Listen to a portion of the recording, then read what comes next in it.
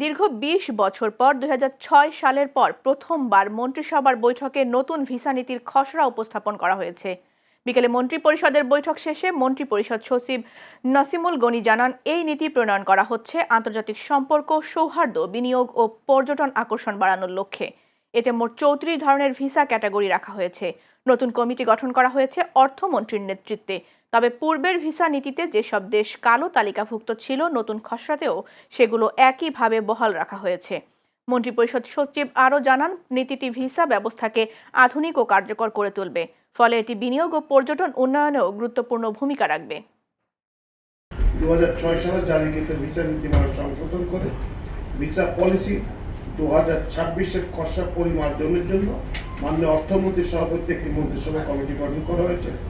স্বরাষ্ট্র মন্ত্রণালয় এই কমিটিকে সার্বিক সহায়তা প্রদান করবে।